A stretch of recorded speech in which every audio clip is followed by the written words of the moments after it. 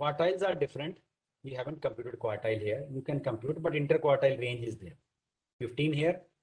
And what about here? Quartile range. So this was for male and female. So both of them are 15. Anyhow, so it says, now that is one thing is that median of male and female, they are approximately same. And they are same in fact in this data. But can we comment upon negative or positive looking at this box plot? Yes. Now you can see the lower area of the box is less if you compare this line. Upper area is more. So if upper area is more and you tilt this to 90 degree, your curve will look like this. You will start drawing the curve like this, and then it will stretch more to the right hand side. Stretching more to the right hand side means it is positively skewed. Similarly, this is positively skewed. That's why skewness was positive for male and female. So it can give you idea about the skewness also. But suppose this median line would have been here. Area of the lower box becomes more and upper becomes less. Then this would have been negatively skewed. And if this is exactly in the center, then it is almost symmetrical. There is no skewness. So this is how you compare in terms of median. So let's see the next analysis, that is age code wise analysis. First 20 to 29, then 20 to 29, 30 to 39, 40 to 49, 52 and 60, entire analysis. And then look at the box plot also. So these are the box plot for each. That's a piecewise comparison. And if you want to modify, any graph, in SPSS, just double click. I'll double click. You will come to what is called chart editor.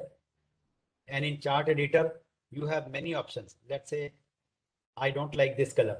So you can choose different color. Let's say I pick up yellow color and I want to increase the width of this. So you can increase the width from here. So there are many options.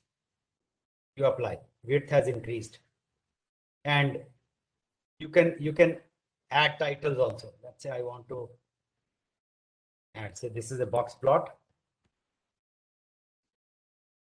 Box plot for age categories. Age category, right? And here you can see a difference of 10. If I want a difference of 5, you can change the scale also. Mark here, come to scale, and maximum is 10 here. Major increment is 10. You make this 5 and apply. So you can see now it has come to 5. If you can change the style also, let's say I want to make the axis bold. So you go to bold, increase the size, say 9 instead of 8. So you can see it has become this. And similarly, you can change here. Let's say I want this to be, say write down age, right? Similarly, you can do it for x-axis. Let's say here it is. Change the style to bold and make this 9. You can see a very clear picture. Now you have a very good graph, which is called box plot. And you can, this is used for comparison purpose. What do you mean by comparison purpose? Now this is the, then close and you will be here. Okay. Now if you see, let's say look at this age group, 20 to 29. So what do you think? Is it negatively skewed or positively skewed? Anyone? Because look at the median. Median is towards Q1. So now if you draw a graph, it is more stretching to the this side rather than this side. So it is negatively skewed. What about this thing? 30 to 39. Median is on this side. Lower area is less, upper area is more, positively skewed. So it is giving a piecewise information. What is happening in each age group? Then 40 to 49, it's almost in the center. So this is this age group, 40 to 49 is almost symmetrical. This is symmetrical. No, I mean, beta 1 will be 0 here. Beta 1 will be positive here. Beta 1 will be negative here. Similarly, this is slightly lower area is more. So it is negatively skewed. Beta 1 will be less than 0.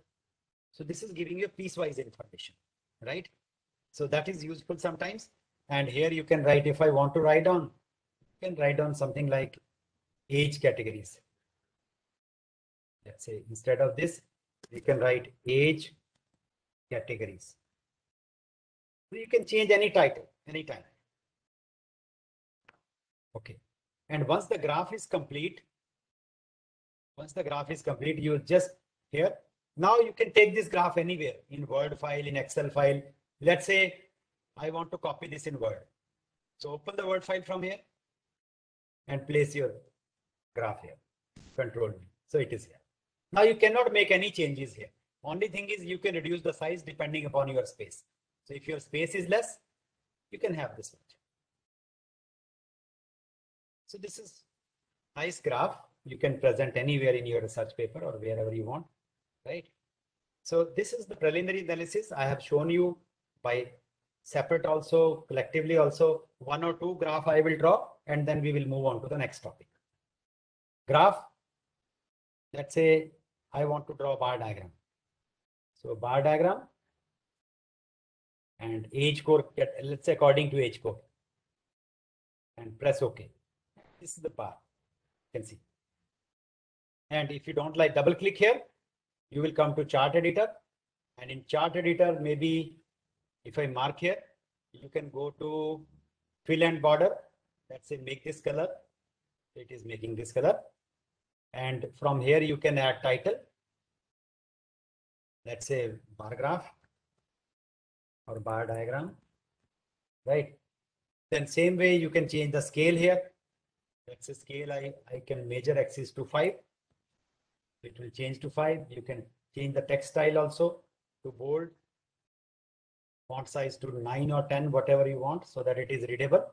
And similarly, you can make changes here. And the advantage here is you can also write something in between. Something in between. In options, there is what is called text box. You can choose the text box. Let's say I want to write down that this is a significant bar. So you can write down here. Significant bar. Right. Yeah, significant bar. All right. Then how to write down the significant bar here? Then you can move it here. And you can adjust according to your space. So your space is less.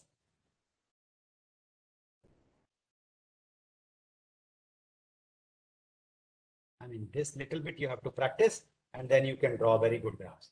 So this is the graph, right?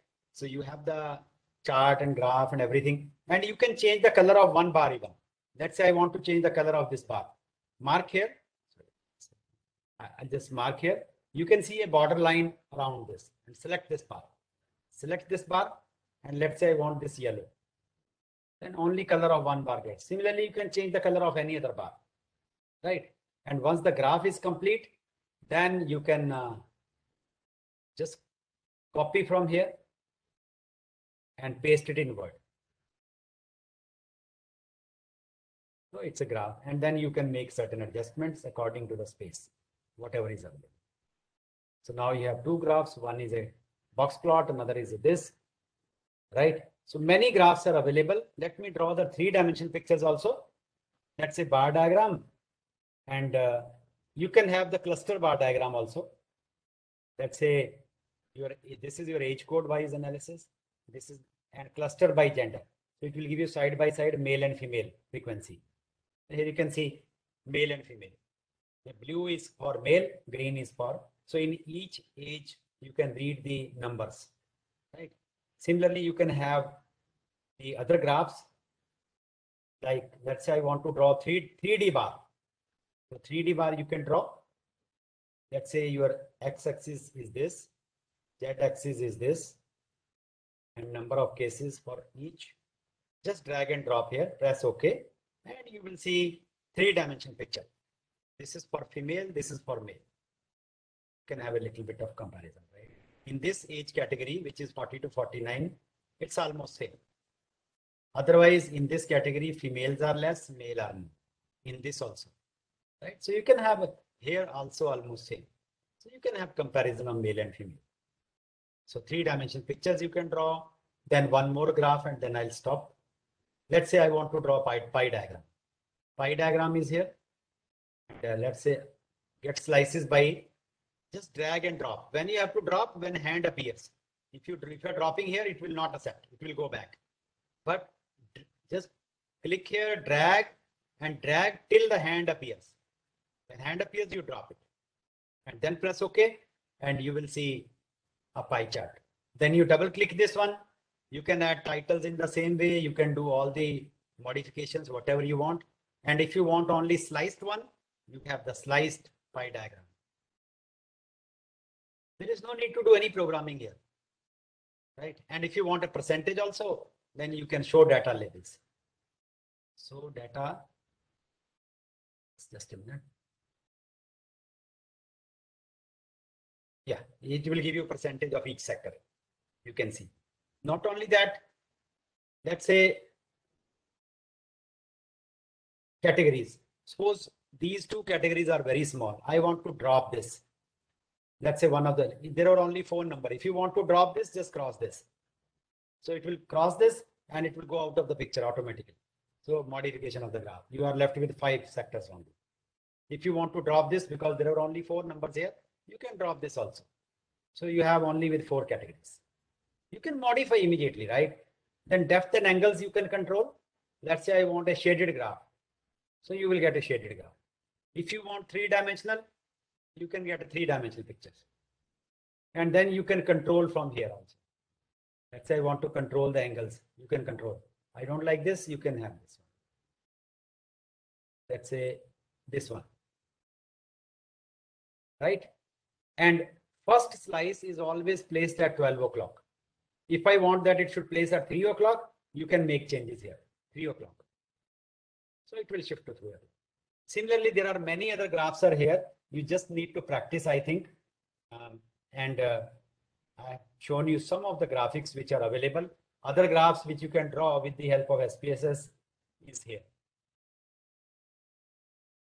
Like box plot you can draw, population pyramid, scatter, histogram, everything is there, right? So they are all graphs. I'm just closing this topic on graphics, basic statistics, everything we have done. Now we'll move on to the next topic and then give you a practical demo. That topic will be on correlation regression. So in your schedule, it is mentioned that today we'll cover parametric and non-parametric, and tomorrow we'll cover correlation regression. So I just made a change a little bit. Today I will cover correlation and regression, and tomorrow I'll cover parametric part. Only parametric, non-parametric somebody else is covering. Okay. Now, if you have any questions, please ask me. Any questions in this topic? Yes, please. Any question? Is there any question? The chat box. Please check.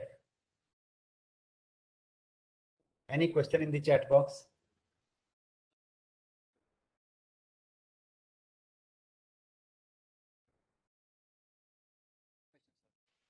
आपकी आवाज नहीं आ रही है। Sir भाई हाँ अब आई है, हाँ जी बताइए। Sir no question sir. कमाल है, कोई क्वेश्चन ही नहीं है। नहीं है सर। सर आंसर है, there are few answers about the questions you were asking, skewness kurtosis. Sir that's it. क्या क्या है आंसर? वो मैंने बता दिया आंसर वैसे। है अबाउट नेगेटिव स्क्यूनेस है, one was about positive skewness. Negative skewness means you are negatively skewed, तो आपका डाटा जो होगा वो it will be on the left hand side rather than right hand side, यानी कि what you can say that mean will be shifted to the left hand side if there is a negative skewness. If positive skewness, mean will shift to the right hand side. Yes sir. Yeah. And one answer was about the quartile, that the first quartile divides the data into 25%, second is 50, and third is 75%. Yes, that's right. One was confirming this. Yeah, absolutely. Yeah. Now I'll start with the next topic with your permission. Yes sir, please. Yeah. So we have done preliminary analysis. We have done all basics of SPSS. Now I'll come to the next topic, which is very, very important, correlation and regression. And I will tell you certain correlations which are not mentioned in many books. All right. So let me open the presentation again and come back to the topic on correlation and regression.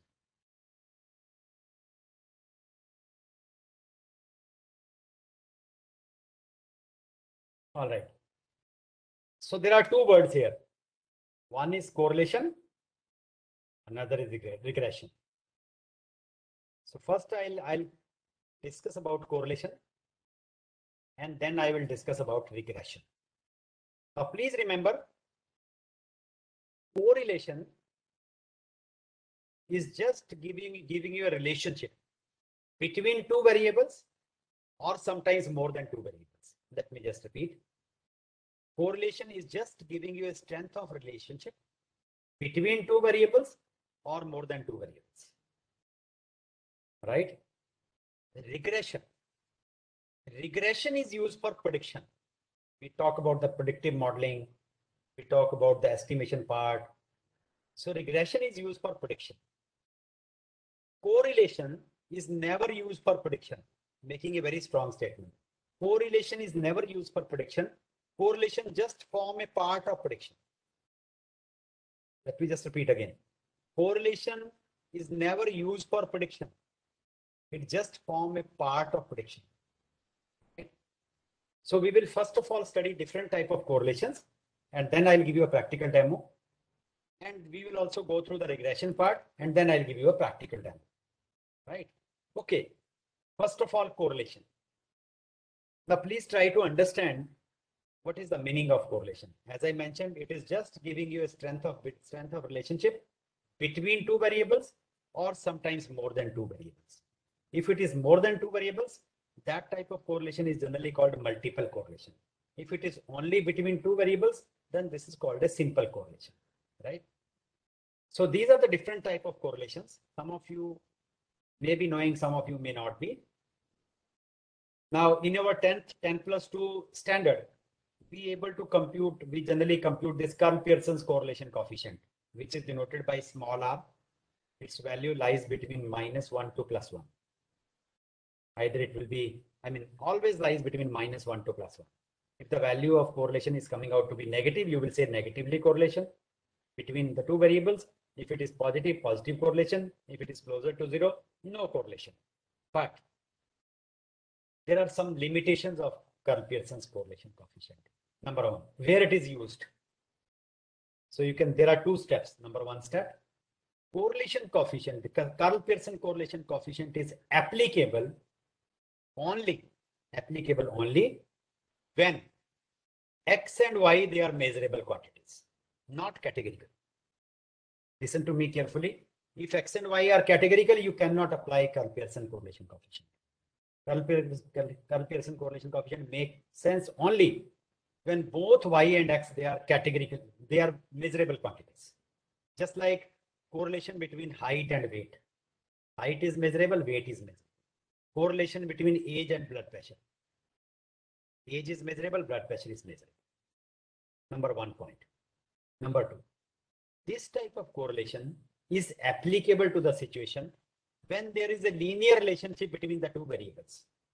That means if I plot X along X-axis, Y along Y-axis, and the diagram of dots which you obtained is called scatter plot, the points are either increasing or they are decreasing, then and only then this Karl-Pearson's make sense, either increasing or decreasing. But if they are scattered along a curve, it doesn't make any sense to compute Karl-Pearson correlation coefficient. So there are two important points. Both Y and X, they should be measurable quantity. Number two, Y and X, they should be linearly related. Linearly means either there is an increasing trend or there is a decreasing trend, and the points must be along a straight line. Points in the scatter plot must be along a straight line. Then and only then Karl-Pearson makes sense. So very great limitation. Then we have a second type of correlation, Spearman's rank correlation. This type of correlation is applicable to the situation where data is not measurable as such, but it can be put into the form of ranks. For example, relationship between intelligence and beauty. So I can say this person is most beautiful, this is the next one, this is the next one, this is the next one. This person is most intelligent, the next one, next one, next one. If such kind of data is there, then we use Spearman's rank correlation. Now, beauty and intelligence, they are not measurable quantities as such, right?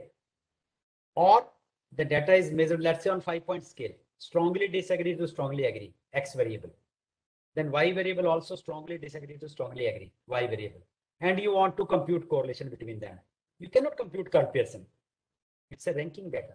For ranking data, we compute Spearman's rank correlation coefficient. One important point. Second important point. Even if you have a measurable kind of data, and you look at the shape of the histogram or the box plot, you also look at the shape of the for X, and you also look at the shape of the histogram or box plot for Y. And suppose it is median is not there in the center in box plot, then it is non-normal. So even if it is non-normal, it's better to apply Spearman's rank correlation rather than applying Karp-Pearson's correlation coefficient, right? So there are two important points. Either the data is already in the form of ranks or data is not normal. Then even you compute Spearman's rank correlation coefficient. Interpretation of both of them are same. This is called rho, this is called R. Both of them lies between -1 to +1. Then there is a third type of correlation, which is called multiple correlation. Multiple correlation is used in case when there are multiple variables. That's why the name comes multiple correlation. Let's say there is one variable and it depends upon so many other variables. For example, Y. Let's say this depends upon X1, this depends upon X2, this depends upon Xk. So many variables, right? Now, what are the examples of multiple correlation? Suppose yield of a crop. Yield of a crop depends upon amount of fertilizer used, amount of seed used, amount of rainfall, and so on. There could be k such factors. So yield of a crop depends upon so many other factors. But the biggest restriction of multiple correlation is that all variable, they should be metric variable. Metric variable means they should be measurement. Y has to be measurement. For example, yield of a crop is a measurement. X1, amount of seed used, is a measurement. X2, amount of fertilizer, is a measurement. Amount of rainfall is a measurement. But you cannot have these variables to be categorical variables. Then you cannot compute multiple correlation. I cannot include gender, like X2 is gender. No, then multiple correlation cannot be computed. So all Y, X1, X2, Xk, they have to be metric variable or they should be measurable quantities.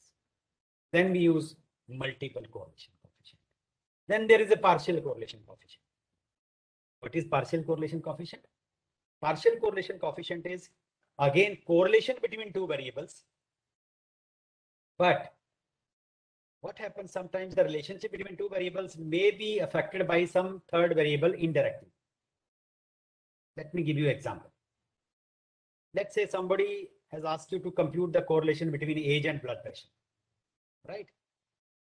Now age is a measurable quantity. Blood pressure is measurable. You can compute, you can apply Karp-Pearson's correlation coefficient between age and blood pressure. And showing that correlation was this much. And you are making presentation and there are doctors sitting over there, and so one of the doctor is asking this question. Have you looked into smokers or non-smokers in your data? You haven't looked into smokers or non-smokers. You are simply looking into correlation between age and blood pressure. And let's say there is a positive correlation. When age increases, let's say blood pressure increases. Suppose. But doctor is asking you whether they are a smoker or non-smoker, because smoking can play a very important role in correlation. And those who are smokers, they are likely to have high blood pressure, those who are non-smokers. And when you compute the correlation, it may be effect of smoking only. It may be the effect of smoking only. So that means in order to actually look into the correlation between age and blood pressure, you need to control the effect of smoking. So if you are computing such type of correlation, which is indirectly affecting the relationship, you need to control that variable. That kind of correlation is called partial correlation. So it's a correlation between 1, 2.3 means correlation between 1 and 2 by controlling the third variable. You can control two variables also. Then the notation will be 1, 2.34. That means correlation between 1 and 2 by controlling 3 and 4th number of variables, right? So this is, then we compute partial correlation. Then there is another correlation ratio. Let's say your points are not along a straight line. Either they are increasing, not decreasing, but they are along a curve. First increasing, then start decreasing. So it's along a curve. Then we compute curvilinear correlation, curvilinear type of correlation. And sometimes what happens, which is called eta scale, right? Please remember, these two correlations always lies between -1 to +1. R square, which is called multiple correlation. Square can never be negative. So its value will always lie between 0 and 1, 0 to 1. Eta scale is also between 0 to 1. Then non-linear correlation. Now this is a special topic on non-linear correlations, which is beyond the scope of this program, because non-linear correlations are useful sometimes when you cannot see increasing trend, decreasing trend, no trend is available. Still, you can rule out only the possibility of linear correlation, but there may be some other kind of correlation which is not depicted by all these correlations. Then we come across what is called non-linear correlation. I'll give you an example. So scatter plot means if you're plotting, let's say height on x-axis, weight on y-axis, points are along a straight line. That means I can compute Karl-Pearson correlation coefficient. Similarly, prices are increasing, consumption will go down, decreasing trend. In such type of cases, if there is an increasing trend, positive correlation. If there is a decreasing trend, negative correlation, right? So since points are along a straight line, if I draw a straight line in the center, draw a straight line in the center, points are along a straight line. In such type of situation, Karl-Pearson makes sense. So your first important plot to see whether I can apply Karl-Pearson or not, just look at scatter plot, right? Okay. Now look at this diagram. There is no trend. Neither it is increasing nor decreasing blood pressure versus hemoglobin. And clinically also it is tested that there is no relationship between blood pressure and hemoglobin. I cannot say those people who are having high blood pressure, they will be having low hemoglobin level. No such thing in medical sciences. So points are scattered all around. And you will say there is no correlation. Maybe right, but you have to replace your word. You can only rule out the possibility that there is no linear correlation. I have put the word linear, but there may be other kind of correlation which is not, you cannot see from your eye, and such type of correlation are studied with the help of non-linear type of correlations, right? That is beyond the scope of this program. Okay. These are not the only correlations like Spearman's, Karl-Pearson. There are other type of correlations, and these are basically called measures of association. Association word we use whenever we deal with the counting frequency, and correlation word we use whenever deal with the measurements or ranking. But here there is a counting, then we use these type of correlations. For example, if you remember, I discussed about the categorical data, 2 scales, nominal and ordinal. Measurement data, 2 scales, interval and ratio. Let's say your one variable is nominal, another is also nominal. Now you cannot compute Karl-Pearson. You cannot compute Spearman, which is not ranking. You cannot compute multiple. You cannot compute any non-linear. You cannot compute curvilinear. All the correlation fails. Then what to do? So these are the correlations to be computed. Nominal by nominal. If one variable is nominal, another is nominal, then you have contingency coefficient, phi or Cramer's V, lambda, uncertainty coefficient. Out of this, uncertainty coefficient is best. And those who are from statistics, let me just tell you very important thing. Many people, those who are from statistics, they also apply chi-square test for nominal by nominal. They apply chi-square test. Absolutely wrong. Why? Because chi-square will always give you a positive value. Chi-square can never be negative. And you can see whether the association is there or there is no association. That's it. But you cannot look at the trend, whether the association is negatively or positively. That is not given by chi-square.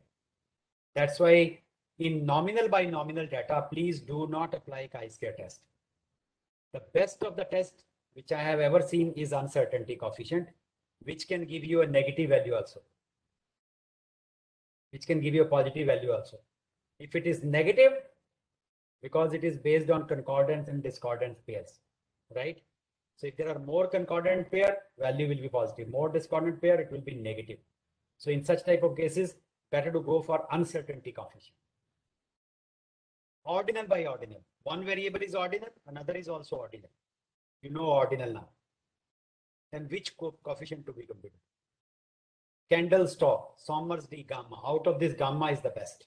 It will be negative, it could be positive also. Right? Then nominal by ordinal. Yes, here statistics people are very, very good.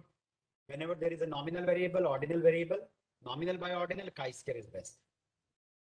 And if you have nominal by interval, one variable is nominal, another is interval, then you have these type of correlation, kappa, risk, McNemara. Out of this, eta is best, right? So in different situations, different correlations to be used. Let's look at examples. Nominal by nominal. You have gender, nominal, male and female. You have blood groups. I want to see association between gender and blood groups, whether male are having more O positive or O negative, or female are having something like that, association. Now nominal by nominal. So I'll go for uncertainty coefficient or lambda. Ordinal by ordinal. Severity of disease, mild, moderate, severe. And the survival time. Survival time can also be made ordinal. So association between survival time, because let's say 0 to 2 years, 2 to 5 years, 5 to 7 years. 3 categories. So it's ordinal. And severity of disease, mild, moderate, severe, it's also ordinal. So you compute, then gamma. Nominal by ordinal. One variable is nominal, severity of disease, or another is nominal, gender, male and female, chi-square. Nominal by interval, male and female, nominal. Interval like blood pressure or a temperature, you can look into, right? Okay. So these are some of the examples, and these are the correlations to be computed. Now, this I have already explained. What do you mean by Kerr-Pearson? Zero means what? And where to apply Kerr-Pearson's correlation if points are either increasing or decreasing.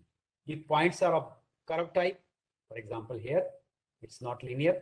It's not linear. So Kerr-Pearson doesn't make sense on the right-hand side. It makes sense only on the left-hand side. What is the idea of strong and weak relationship? If points are very, very close, then there is a strong relationship, whether increasing or decreasing. If points are widely scattered, there is also a trend, but points are widely scattered.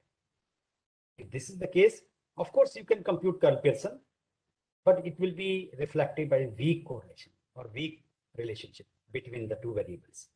So this is strong, this is weak. Pearson's correlation explained, Spearman's explained, multiple correlation explained, partial correlation explained. Let's come to regression, then I'll go for the practical demo. Now there are two types of regression. One is called the simple regression. Another is called multiple regression. What is a simple regression? Simple regression means you want to just look at the relationship, or you want to predict the value of one variable for given value of another variable. Let's say I want to predict weight for height. So here weight will be considered as a dependent variable for which we want to predict, and x is considered as an independent variable, right? So then we use regression. This is a simple regression involving two variables, y and x. What is multiple regression? Multiple regression means there is one dependent variable. It depends upon number of factors, just like yield of a crop depends upon amount of seed used, amount of fertilizer, amount of treatment, amount of rainfall. If that is the situation, then we use multiple regression, right? But whether it is a simple regression, whether it is multiple regression, dependent variable will be one. So here is the simple regression. Where to use it? So linear regression is statistical model is a one dependent variable, another independent. So here y is a dependent variable, x is independent variable, and you forget about this error, then your this equation is nothing but which we have in 10th standard equation of a straight line. Y is equal to mx plus c, where c will be your beta naught, m will be your beta 1, x will be xi, and forget about this. But that is a mathematical equation. Mathematical equation means straight line. Equation of a straight line is y is equal to mx plus c, where m is your beta 1, c is your beta naught. But I included the arrow also. That's why it becomes statistical model. So I have written the equation as y is equal to beta naught plus beta 1x plus some error. Now what is this error?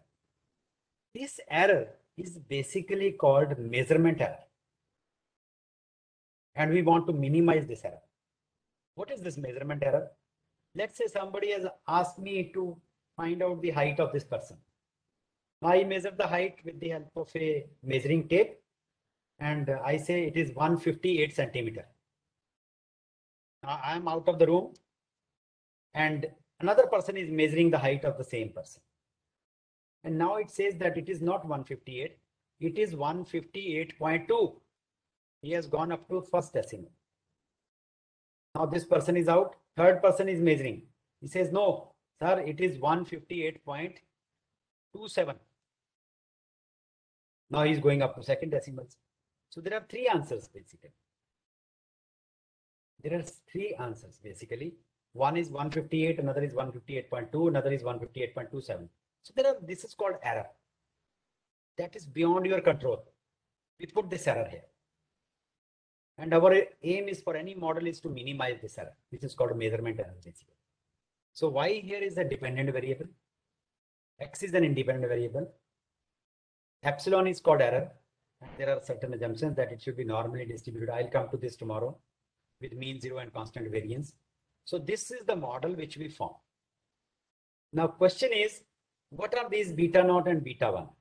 They are basically constants. Y is equal to mx plus c. M is a constant, C is a constant. So here beta 1 is a constant, beta naught is also a constant. Right? From the data we minimize this error sum of squares, and then these two unknowns they get estimated. We get the value of beta naught, we get the value of beta 1, and error will go to 0.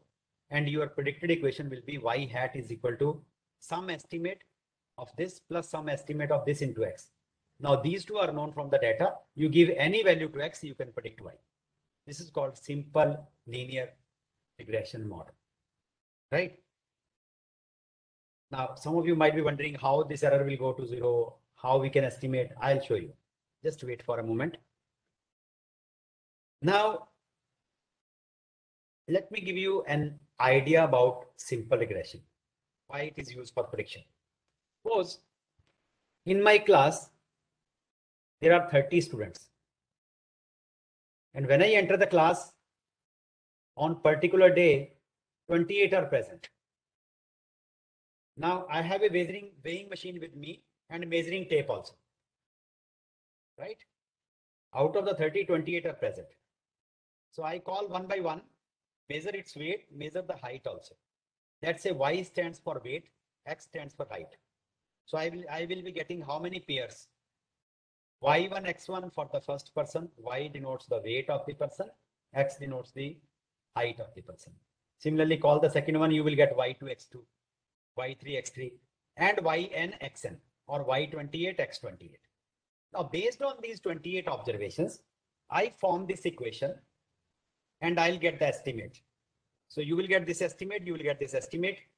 And now you have the equation y is equal to some number which is known from the data, and again some number which is known from the data into x. Error will go to 0. So you have a proper equation. Now next day when I enter the class, those two students absent yesterday, now they are present. But by the time weighing machine is not with me. But somehow I can measure the height. I call the person who was absent yesterday, measure the height, and substitute here, X stands for height. These are known to me from the data, 28 observation. So what I'll get? Weight of that person without weighing machine. This is called prediction. Similarly, I call the second one who was absent. Measure the height, substitute here, I'll get the weight without weighing machine. So that's why it is called regression is used for prediction. You are watching television. There is next day's forecast. Chances of rain this much, chances of thunderstorm this much, humidity this much. From where it is coming? All coming out of these prediction models. Not this type of model, but they are complicated models. They are known as stochastic modeling. So we apply that modeling to get the next day's prediction. But basic idea is here that regression is used for prediction. Okay. So in this equation, this y is called dependent variable. This is called intercept. This is called slope. This is a dependent variable. And this is called random error, which is beyond your control. Random error. What is this random error? If you look at this scatter plot, and this is the line of prediction, which I have to draw, right? I'll show you how we can draw this line of prediction. Then if all the points, they would have been on the line, green line, then there is no error. Then there is no error at all. But for every point, error makes sense. For example, this point is almost on the line. So for this point, error will be 0, right?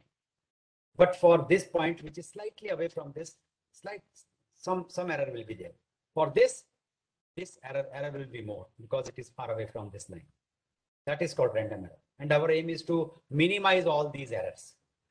And this beta naught, from where this line of best prediction crosses this y-axis, the distance from origin to this is called intercept. And if you draw a line parallel here, then this angle which is formed is called slope of the line. So this is basically, it should be here actually. This is slope of the line, right? Okay. So idea about the regression line is clear. So from the given data, we use a method in statistics or mathematics that is called method of least squares, which consists in minimizing the error sum of squares. So we minimize the error sum of squares, then these two gets estimated. So this is estimate from the data. The only unknown value is x. You give any value to x, you can estimate y. That is called the predicted value. So this is how it works. This is called the simple linear regression, which involves only two variables. And multiple regression is extension of simple regression, where independent variable will be more, but only dependent. So this is a simple multiple regression, where there is dependent variable y, and these are independent variables k number of independent variables. And now your equation will change. Equation will be beta naught plus beta 1 x1 plus beta 2 x2. Where to use correlation and regression? I'll come to this. Okay. So beta naught, beta 1 x1 plus beta 2 x2 plus beta k xk.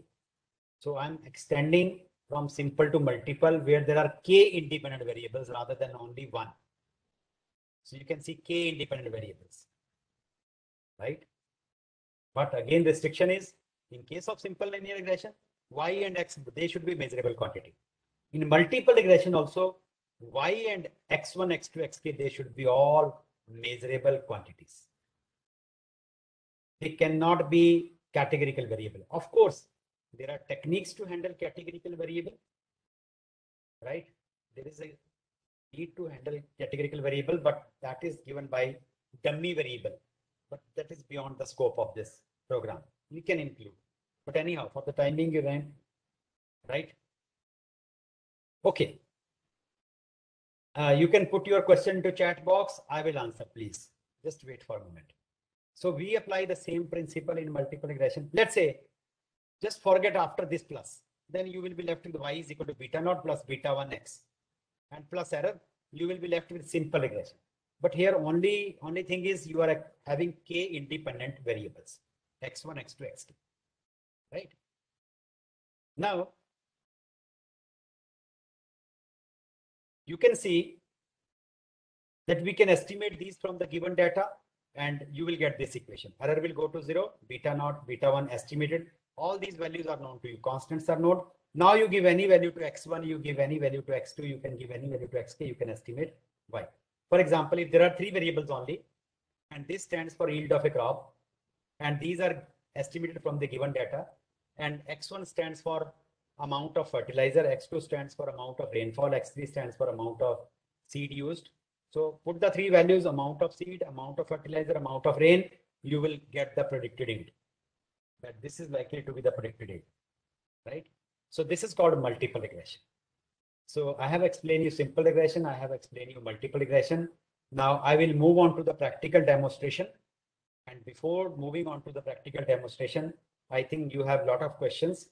I'll first pick up the question and then give you the practical demo. Yes, please. Can you read out the questions? Yes, please. Can you read out the question from the chat box? R square negative means what? R square will never be negative. This question is wrong itself actually. R square will never be negative. Yeah, sometimes I'll explain you in multiple regression, adjusted R square can be negative, but R square is never negative.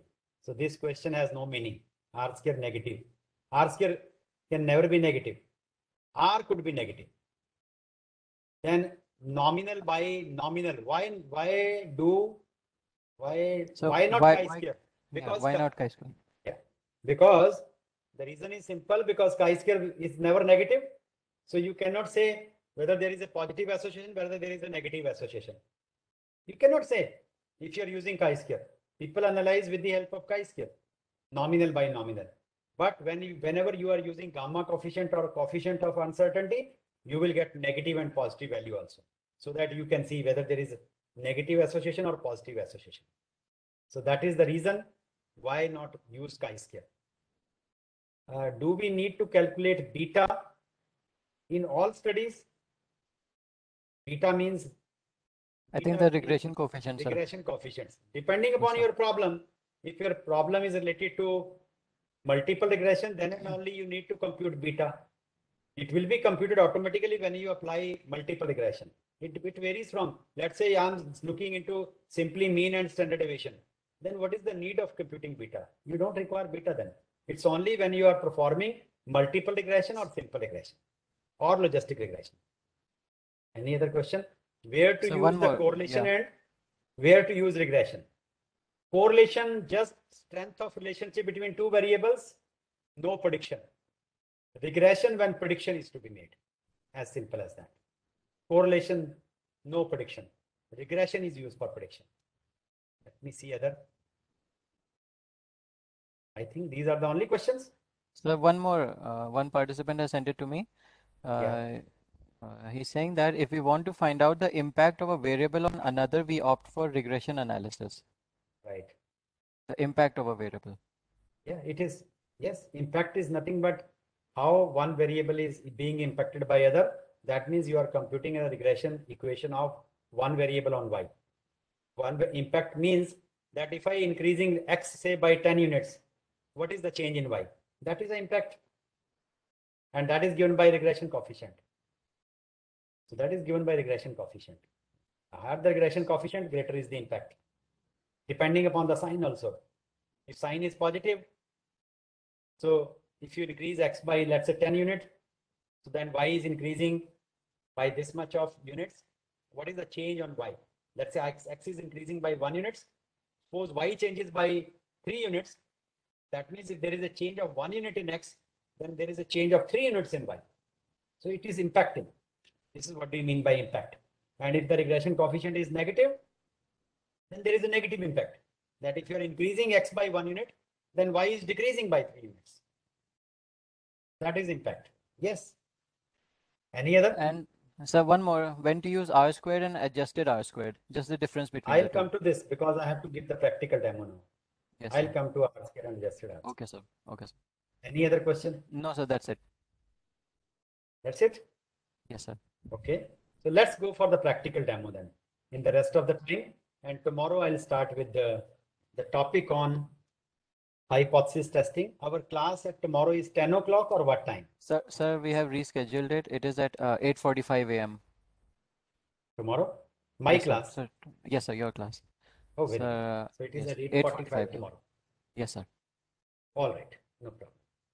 I'll start at 8:45. So please be here at 8:45 because I will be explaining many things like what is hypothesis, what is type 1 and type 2 error, what is critical region, what is p-value, what is significance level. And if you miss that part, let me just repeat. If you miss that part, you have missed the train for the entire program. That is so important, right? Because many people will talk about this thing. And if you are not having clarity about these topics, you will face difficulty in analysis. So now I will discuss multiple regression and correlation with the help of examples. All right.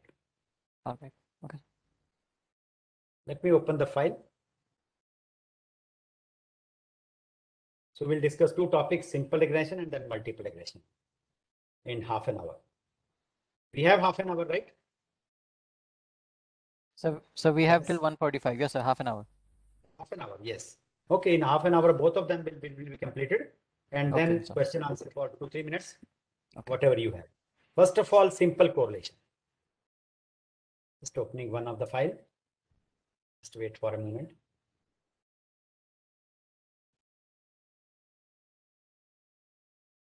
All right. If you see, this is the data on gestational age versus birth weight. Baby is born, normal baby is born from 37 to 41 weeks, 9 months that is called, right? And birth weight of the baby depends upon the gestational age of the mother. Now, if there is baby is born, let's say 34 weeks or 33 weeks or 30th week or 29th week, then weight of the baby will be less. And if the weight of the baby is less, then there are many problems to the baby. He or she has to be put into incubator. There may be some breathing problems, many other challenges as far as health are concerned. Now, here is a problem. We want to see the relationship between gestational age and birth weight, how they are related to each other, right? So somebody is looking into correlation. What is the relationship of gestational age with birth weight? Let's look at a simple correlation. But before looking into the correlation, my point here is what should I do? Can I apply Karl-Pearson or it is not possible? To check whether can I apply Karl-Pearson or not, I have to see the trend, whether there is an increasing or decreasing trend, right? For that purpose, I have to plot a scatter plot.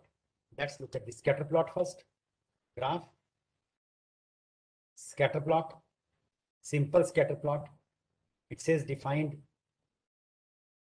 gestational age on x-axis because we want to see what is the weight of the baby for a given gestational age.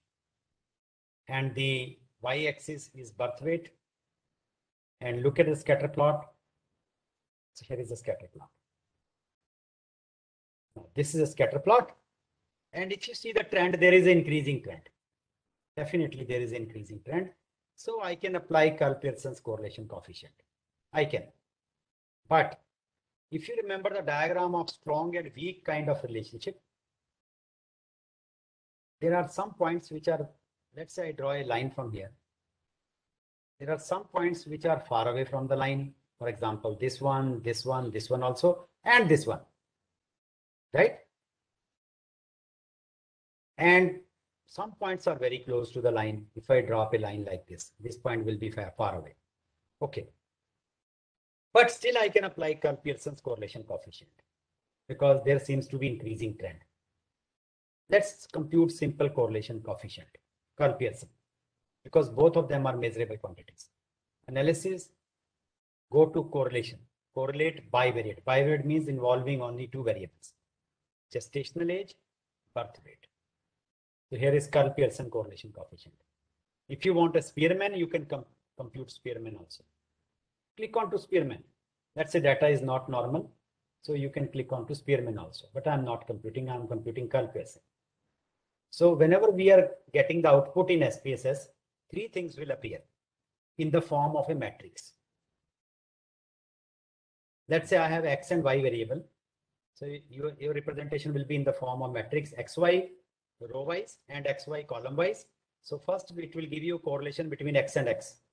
That is one. One variable is 100% correlated with the same variable. Again, last Y with Y will that will also be one. So diagonal will be 1, 1. But that is not our interest. Our interest is off diagonal. Correlation between height and weight, correlation between gestational age and birth weight. So let's see the output.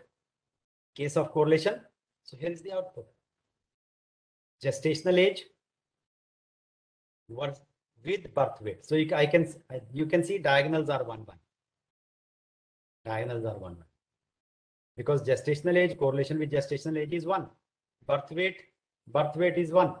But that is not what we require. We require correlation between gestational age and birth weight. It is 0.818. So good amount of correlation. And there is a double star. If there is a single star, it means the correlation is significant. If there is a double star, it is highly significant. And then there is a p-value. Please remember, I'll explain you p-value tomorrow. For the time being, you please remember, if your p-value is less than 0.05, then the result is significant. And below that, how many observations are used in computing correlation? That is 17. You have to see only this box. This box is exactly same. It's a symmetrical matrix, right? So just see, because birth weight, correlation between gestational age and birth weight, or if you compute birth weight and gestational age, they will be same. It is just, that's why it is called product movement correlation also. Whether you multiply 3 with 4, you will get 12, or you multiply 4 with 3, again you will get 12. So that's why there is a symmetry, right? So it says correlation is significant. That means there is a good amount of correlation between gestational age and birth weight. Amount of the correlation is 0.818. It is positive. Its value should lie between -1 to +1. It is closer to +1. So you can say that if gestational age will increase, obviously there are chances that birth weight will also increase, right? So there is a positive correlation. But how much it will increase is not given by correlation. That is given by regression. I'll come to that. Okay. So this is a simple regression. Hopefully the interpretation is clear to you. Let's look at simple regression also. Now in simple regression, you have to very well understand which one is dependent and which one is independent. Faisab, there is a question, if any participants can answer. Can you tell me in this, which one is dependent and which one is independent? Yeah, somebody is saying. See, again, people are asking about two-tailed, one-tailed, because I have already explained you, this is the topic for tomorrow. And somebody has given the correct answer that birth weight is dependent variable. Correct? Absolutely. We want to predict birth weight for a given gestational age. So birth weight is a dependent variable. Gestational age is independent variable. So this is your Y, this is your X. Absolutely correct. For example, somebody is interested to look at relationship between age and blood pressure. Which one will be dependent? Which one will be independent? Obviously, blood pressure will depend upon age. I cannot take blood pressure as dependent variable. Sorry, independent variables. Age as independent. Age as dependent variable. Age doesn't depend upon blood pressure. But blood pressure may depend upon age. So you have to be very careful which one is dependent, which one is independent. It should make sense that birth weight of the baby depends upon the gestational age. Okay. Not the gestational age depends upon birth weight. It is not other way. Okay. So go to analysis. Now in this case, go to regression, go to linear. It is asking dependent variable is birth weight. Independent variable is gestational age. Just click OK and you will get the regression equation. So it says the value of R is 0.818 that we have already seen from the matrix, 818, correct? Then there is a value of R square also. There is a value of adjusted R square. We will not have to see these values. These values make sense only in multiple correlation, not in simple correlation whenever there are two variables. Since there are two variables here, so we have to see only R. Okay, number 1 point. So R here is very good. It has to be near to +1 -1. That will give you a good amount of relationship. Then there is ANOVA table. Just wait for what is the meaning of this ANOVA table. But how we can get the predicted equation? How you can get the predicted equation? That is given by here. So from the given data, you are getting, this is the value of beta naught estimated from the data. This is the value of beta 1 estimated from the given data. And I want to form an equation. So I'll double click here. You are here. And then birth weight, I want to predict birth weight is equal to the constant. Constant here is minus 4020, sorry, 4020, that is beta naught, then plus gestational age coefficient, that is beta 1, 180.455, multiply with gestational age. So let me put short gestational age, right? So this is your predicted equation, which you are getting. Now, if you give any value to gestational age, you can predict birth weight. Let's say you have an equation now from your data. What was the data? Based on this data, you have estimated beta naught, you have estimated beta 1, and they are given here. Now, if somebody, let's say in your data, if somebody is asking you this question, that if gestational age would have been 33, the gestational age of the mother is 33, what could have been the birth weight? Now, if you see, there is no 33 here. There is no 33. So what I'll do, I'll put the gestational age 33 here, multiply with 180.455, and then subtract minus 4020. Point, I just forget to mention the point here. You can write down the points also. 0.0544. That's a correct equation. No, 054 only. Yeah. Okay. And then you multiply, and you will be able to get the birth weight of the baby for gestational age 33. This is called prediction, right? Now, 2-3 things which you have to remember in simple regression. Number one, value of R must be high, whether negatively or positively, doesn't matter. Number two, value of ANOVA table must be significant. Number three, value of this, which is gestational age, there is a T value here, and its corresponding P value must be significant. That means this value must be less than 0.05. This value must be less than 0.05, and it is 0.000. Tomorrow I will explain you that why it should be, because this is whether regression coefficient is positive or not. Basically, we are testing the hypothesis. Now you see this line. This is beta naught, this is beta 1. And this gestational age coefficient, we want to test whether it is significantly important to predict Y, yani birth weight, or not. So it is testing that hypothesis. So basically it is testing the hypothesis that H0 beta 1 is equal to 0. Beta 1. Now let's say beta 1 is 0. If beta 1 is 0, then your equation is beta naught plus beta 1 gestational age. If beta 1 is 0, multiply 0 with anything gestational age, that will go to 0. That there is no impact of X on Y, because X is 0 actually. So your predicted equation will come out to be just a constant, minus 4020.054. So there is, whether you increase gestational age, whether you decrease, if this part is 0, so it is testing that coefficient. It has to be significant. If this is significant, that means gestational is significantly impacting Y, or significantly results into getting the value of the birth weight. So this is what this test is. And what is this ANOVA table? It is not that ANOVA table which is one-way and two-way ANOVA. This is basically testing again whether H0 beta 1 is 0. So in this case, this F value and T value for two variables are almost same. Basically testing, but in multiple regression, this ANOVA table will be different. So this ANOVA table value has to be significant, just like this T value has to be significant, right? So this is the interpretation of simple regression and simple correlation. Now we will move on to the last part of our lecture, that is called multiple regression. So simple regression, let's move on to multiple regression. And then I'll take up questions.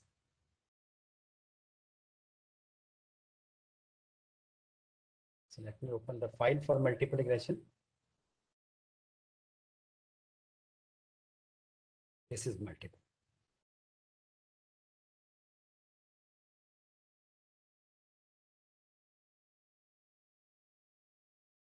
Okay. Now problem is like this. There is one variable which is called IQ, intelligent quotient. And some psychologist interested to estimate IQ based on certain values. One of the value is mental age, another is anxiety, depression score, stress, communication score, convolution score. So here you can think that this is a dependent variable. IQ is a dependent variable. This is your first independent variable x1. This is x2, x3, x4, x5, x6. So somebody wants to predict IQ, which is dependent variable, based on 6 predictors or independent variables: mental age, anxiety, depression, stress, communication score, convolution score. Right? So somebody wants to predict this. Hopefully the problem is clear. So it is not involving IQ and mental age, just like birth weight and gestation. It is involving more than 2 independent variables. Basically, there are 6. So it's a problem not of simple regression. It's a problem of multiple regression. It's a problem of multiple regression. This is why it depends upon x1, x2, x3, x4, x5, x6. Right. So first of all, we'll see the correlation between the variables. Let's look at the correlation between the variables. Right.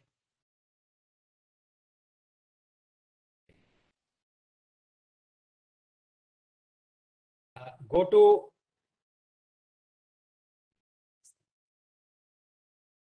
the file, which is multiple, already open. Okay. Then go to analysis. Go to correlation. Again, you will get a matrix. Let me compute bivariate and take all of them, Control A, and placed it here and compute Pearson's correlation coefficient. Press OK and you can see a correlation matrix. So this is a correlation matrix. Now, how IQ is correlated with other variables? These are 6 predictors or independent variables. Look at IQ. IQ of IQ correlation will be 1, but that is not our aim. Then correlation of IQ with mental age. Double star, so significant, good. IQ with anxiety, significant, okay, fine. IQ with depression score, again significant because star is there. And all p-values are less than 0.05. This p-value less than 0.05, this is less than 0.05, this is less than 0.05. But look at correlation of IQ with stress. Correlation with stress, 0.293, very poor correlation. And p-value becomes more than 0.05. Once the p-value become more than 0.05, it is non-significant. That means, what is the meaning? That means IQ is having a very weak relationship with stress. Right? Then IQ with communication score, p-value is less than 0.05, double star, significant, okay, fine. IQ with convolution score, very low correlation, 0.164. P-value becomes more than 0.05, non-significant. So out of the 4 predictors, let me put it this way, out of the 6 predictors, there are 6 predictors. Out of the 6 predictors, how many are actually related to IQ, which you want to predict? Yes, please. One is this, another one is this, another one is this, another one is this. 4. So out of the 6, only 4 are correlative. And somebody can say that, yes, I can predict IQ based on the 4 independent variables. Absolutely wrong answer. Absolutely wrong answer. Why? Because I have already explained, correlation is never used for prediction. You are computing correlation here, not the equation. Regression is used for prediction. So if you are giving interpretation based on correlation, your answer will be wrong. That IQ can be predicted based on these 4. And I can prove. Now, because in order to exactly see the relationship of IQ with other variables, you need to apply regression. Let's apply regression and see the actual result. Why it is showing correlation? Because whenever it is looking at the correlation, it is simply looking at the correlation between two variables. Other variables are completely ignored. For example, it is first computing the correlation between IQ and mental age, but other fives are not taken into consideration, but which will be taken consideration into regression. That's why regression is different from correlation, right? So this is a simple correlation matrix. And let's say somebody wanted to see what is the depression score, how it is related to anxiety, 0.875. So other correlations are there, intercorrelations between them. So that you can see. Okay, let's apply regression. Right? Now, we have already seen that two of them are not related. Two of them are not. Stress was not related. This convolution score was not related. Right? But if they are not related, can I exclude them? No. Let us run the regression and see the result. So out of the 6 predictors, these are the 6 independent variables. Out of these 6 independent variables, there are 2 important questions. Number 1, whether all of them are important to predict IQ? Not necessary. Or only few of them out of these are important. Maybe only 2 are important, maybe only 3 are important, right? So we need to check how many of these are important. For that purpose, we go for analysis that is called stepwise regression. That is called stepwise regression. So we will apply stepwise regression to check how IQ can be predicted based on and how many variables are important to predict IQ. And those who are not, why we are retaining in the model. And once we apply the stepwise regression, only those variables will be retained in the model which are significantly important to predict IQ. Others will be thrown out of the model automatically, right? Let's do the analysis. Go to analysis, go to regression, go to linear. IQ is a dependent variable. It depends upon 6 predictors.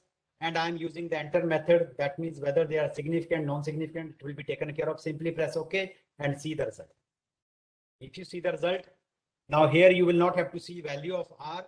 Here you have to, because it's a problem of multiple correlation. Here you have to see R square. So R square is coming out to be 0.996. Good. ANOVA table value is significant. Good. What about this? This is your main table. Now you see significance you have to see. As I mentioned in simple regression, your dependent variable is IQ. It depends upon these 6 predictors. Let's say which ones are significant. First is mental age. Look at the coefficient of mental age. Less than 0.05. Significant. Okay. This has to be included in the model. What about anxiety? Look at its significance level. Again, less than 0.05. Again, it is making a significant contribution to predict IQ. Depression score. This value is 0.033. But still it is less than 0.05. 0.03 is less than 0.05. Again, significant. So this is also important to predict IQ. But look at stress. Stress is coming out to be, P value is coming out to be more than 0.05, non-significant. So why we are retaining this into the model? It is not important to predict IQ. It is non-significant contribution. Look at communication score, 0.126, again non-significant. Why we are including into the model?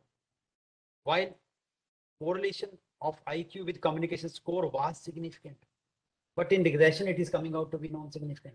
Important point. And then convolution score. Again, it is non-significant. P value is more than 0.05. So out of the 6, only 3 variables, mental age, anxiety, depression, they are having significant relationship with IQ. But these 3 are not having, they are having non-significant relationship with IQ. Then why they are retained in the model? If there is no contribution, why to include them into the model? Yes or no? they should be thrown out of the model. Right? Hopefully you will agree with me. The question here is, we have applied the enter method.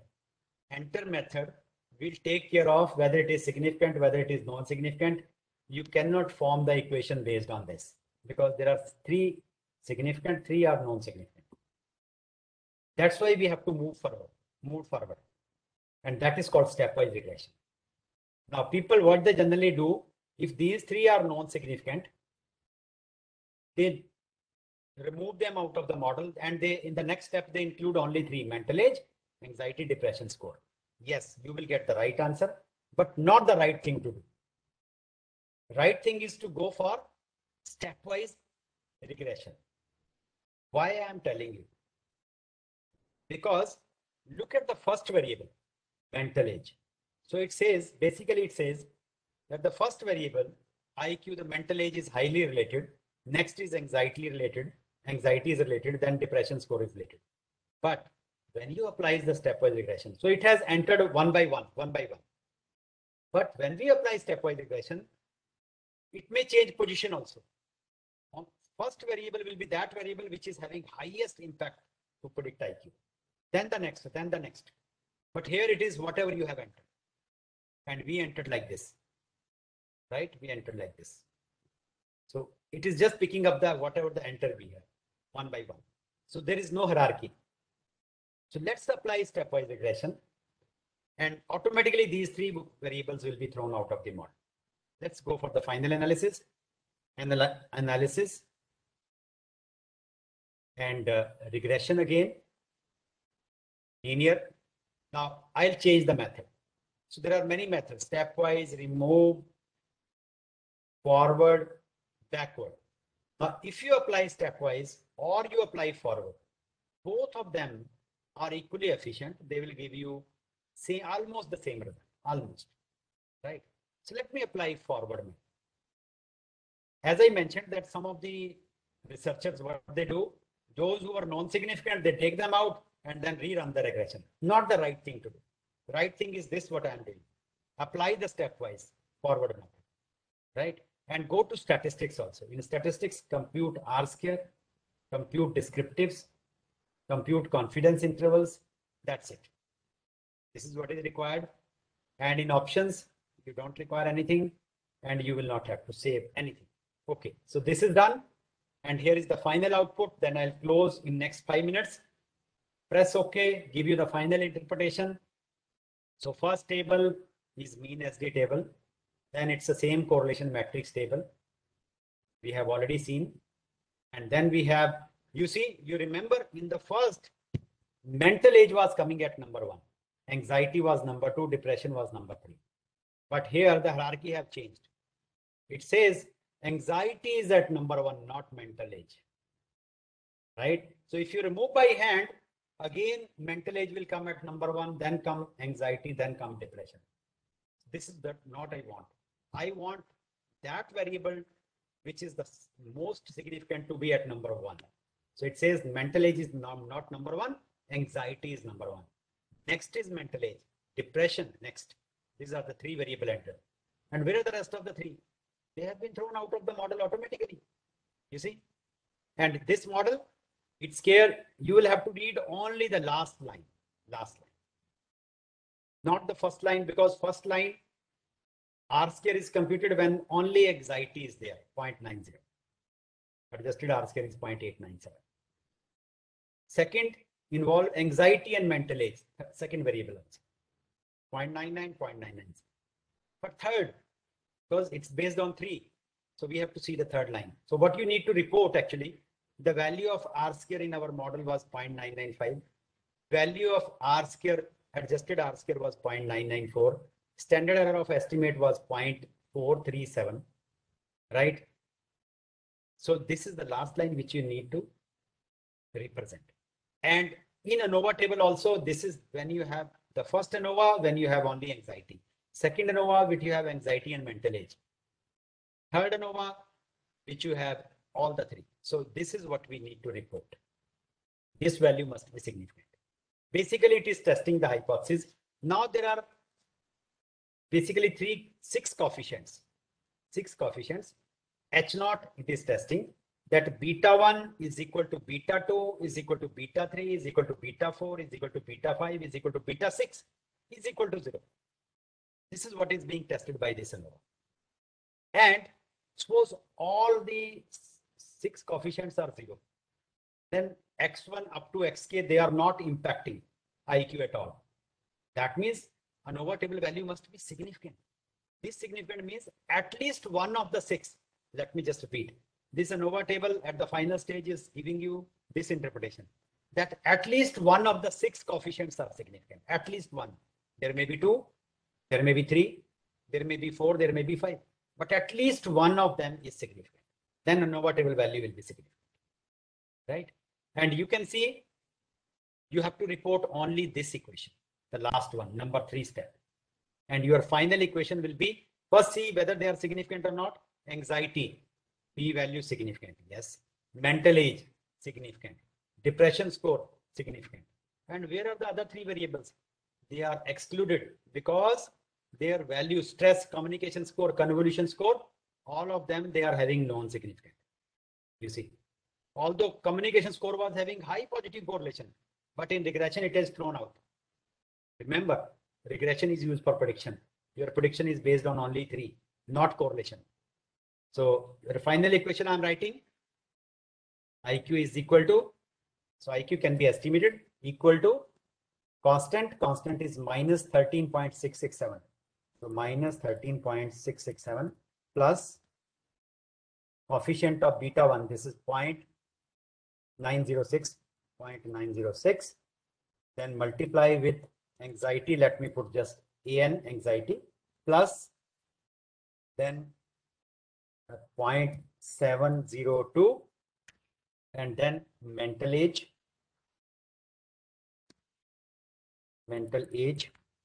then plus the last one is your depression score, coefficient is 4.627,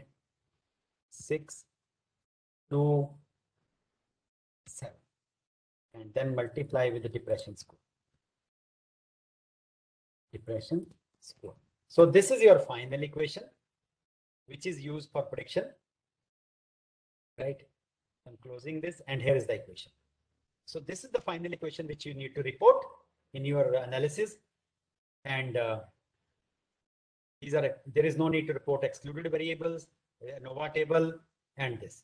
And let me go for the final model diagnostic, how you have to report the results, and you can note down the points, please. Number 1, first point. Value of R square must be high at the last step. Value of R square must be high. If there are 4 variables, let's say there are 4 variables, then you see the value of R square at 4th step. So value of R square must be high, and it is 0.995. Very good. Number 2, there should not be much difference between R square and adjusted R square. And you can see this is 0.995, this is 0.994. So there is hardly any difference. I will explain you meaning of adjusted R square.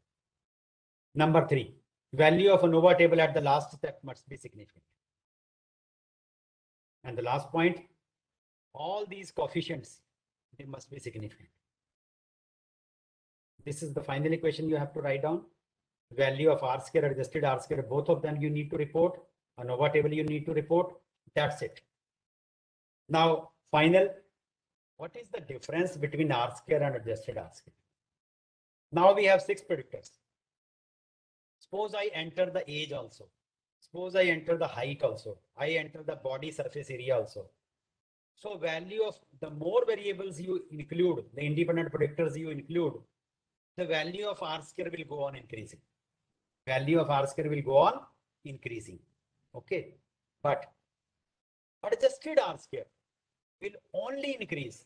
Let me clarify. Adjusted R square will only increase if your additional variable is having a significant contribution to predict IQ. If it doesn't, then value of adjusted R square will not increase. Let's say instead of 6 predictors, I have 12 predictors. Some of them are non-significant. And you can see there is a big gap between R square and adjusted R square. That means some irrelevant variables are there in your model. They should not be, because they are not significantly contributing to predict IQ. There is a difference between R square will go on increasing, but adjusted R square will only increase if the additional variable is making a significant impact to predict IQ. So that's the basic difference between R square and many of these students, they are very smart. They always report R square. And people like me, reviewers, they will ask you what was the value of adjusted R square. Let's say your R square is 0.995, adjusted R square is 0.64.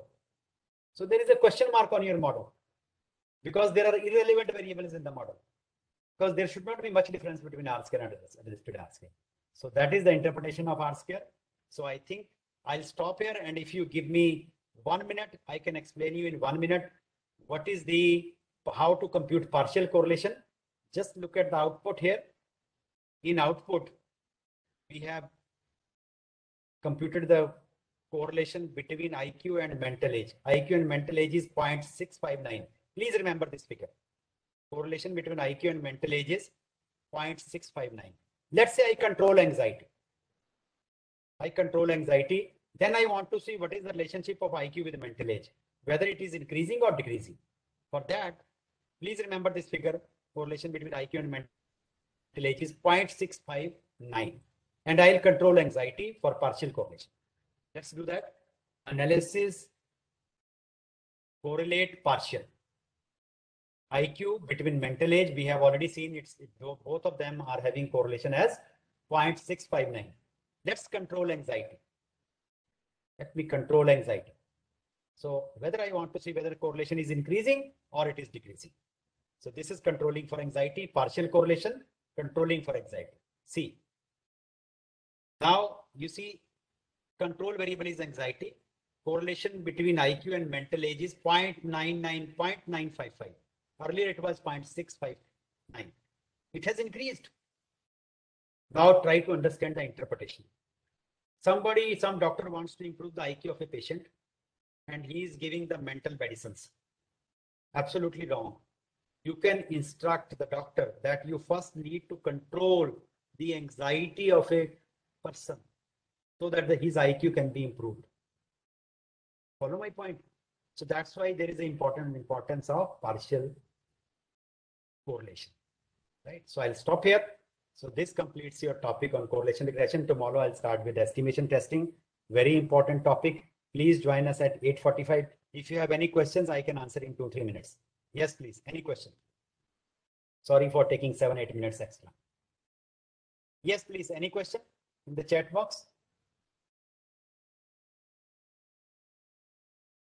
Adjusted R square negative means, yes, adjusted R square could be negative, and whenever adjusted R square is negative, that means your model is worse than using. You should not use this model at all, not at all, right? So in this case, there is a specification, residual sum of squares becomes equal to the actual sum of squares. Then your residual sum of squares becomes equal to the actual sum of squares. So there is lot of error. And when there is lot of error, so your R square will come out to be negative. So you should not use this model at all because error is so much in your model. That is, it is equivalent to your actual value of the sum of squares. So that is the meaning of this negative error. Yes, please. Any other question I can see? When to use R square? Both of them have to be reported. Both of them have to be reported whenever you multiply, whenever you have the problem of multiple regression. How to find error in multiple regression? Error in multiple regression, there is a option there. Save. If you save the predicted values, then your actual values are with you of IQ, you will get the predicted values. Then you subtract the two, you will get the error for each point. That is an exercise to you. You can try. Any other question?